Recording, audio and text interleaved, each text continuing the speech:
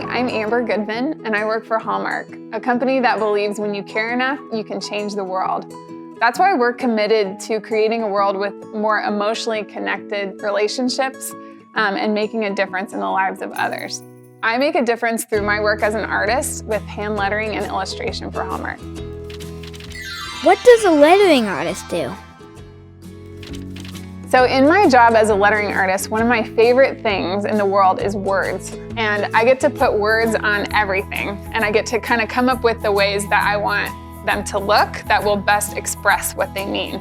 So I get to put words on cards. So you can see some of my cards here.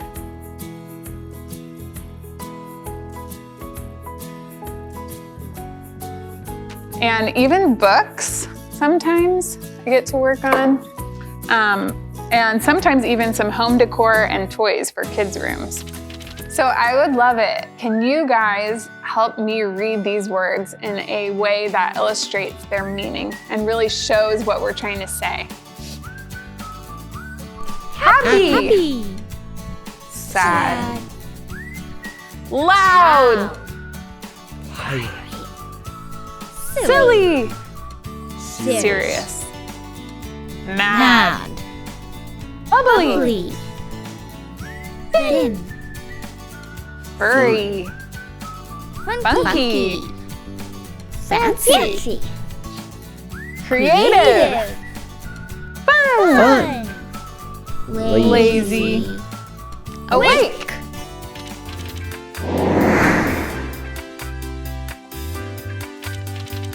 So now let's create some cards together. Let's pretend that Hallmark is giving us some assignments of some letters to draw.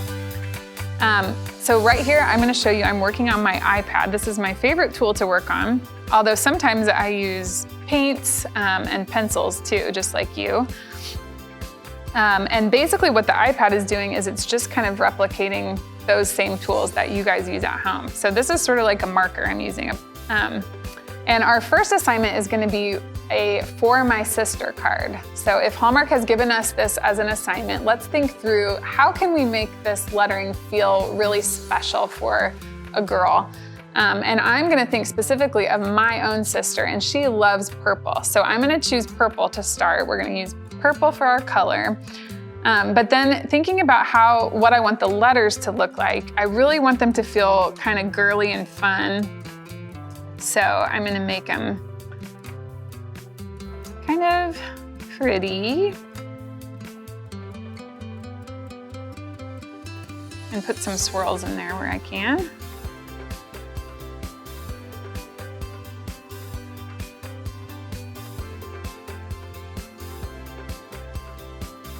So there's a lot of different ways you can communicate with lettering. So it's not just the color you use, but it's the way the letters look. And you can also look for little opportunities to put in some icons that would make it feel more special for the person that's receiving it. So one thing my sister really loves too is yellow flowers. She loves purple and she really loves yellow flowers. So I'm gonna put a yellow flower as the dot of the eye, and that will be kind of a little, and actually I'm gonna shorten my eye a little bit so it can fit.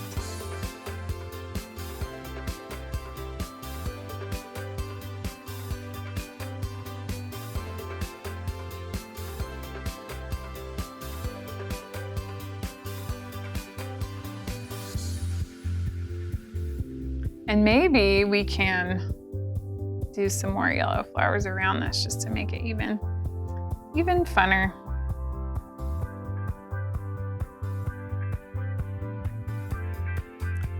So when you're making something for someone, think about, are there little things that you know about that person that you can incorporate into your drawing or into your lettering that will make it feel more special for them?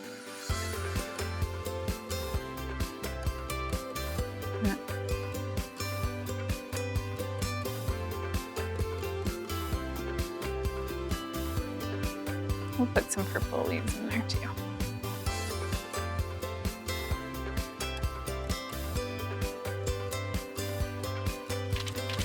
Okay, there it is. I think my sister will really like that, and I think that she'll see that I thought about her when I made it. So next we're gonna do something totally different. Now we're gonna make an I'm sorry card. And in this one, I think we really need to change brushes because I don't want it to feel really bold and like I'm shouting I'm sorry. I want it to feel a little bit more elegant and a little bit more serious. So I'm gonna choose a brush that isn't quite so bold.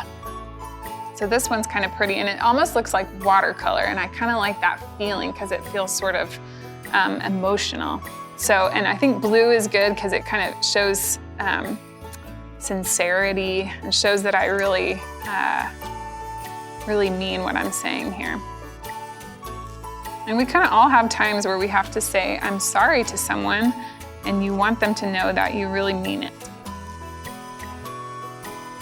So I'm gonna put some swirlies in here. The other thing I'm doing is I'm making my letters kind of slant, and I think that just kind of gives it a more serious tone than if it was kind of upright and bouncy. It would feel more exciting and celebratory, and I don't want that feeling.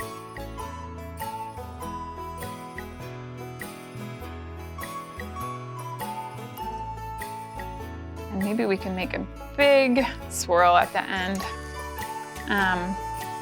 And again, I'm gonna go through with my eraser and kind of make it a little prettier. Can't do that when you're working in markers, I know.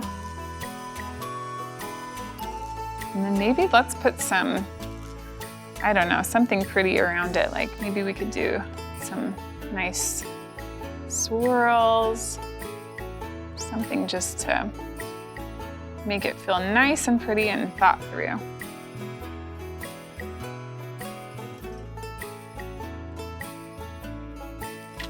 Now you guys can kind of see from that how I am thinking about things and the choices that I'm making as I'm designing the lettering that I'm making for a card.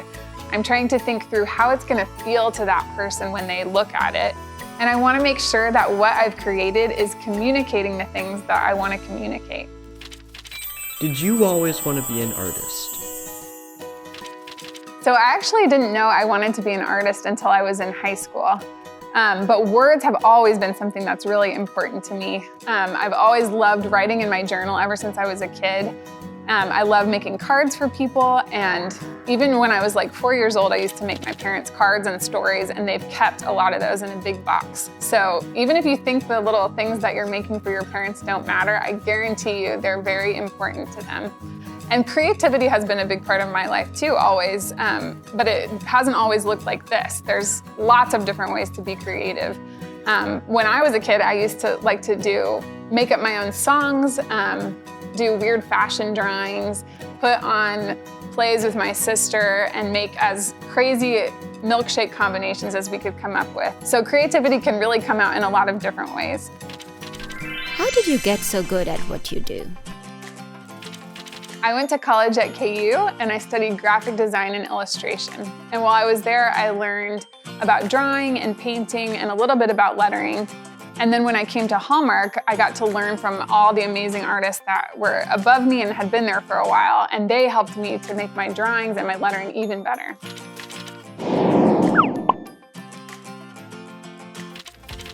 I love my job as an artist, but I also want to say that there are so many different ways to be creative in the world, and being an artist isn't the only one.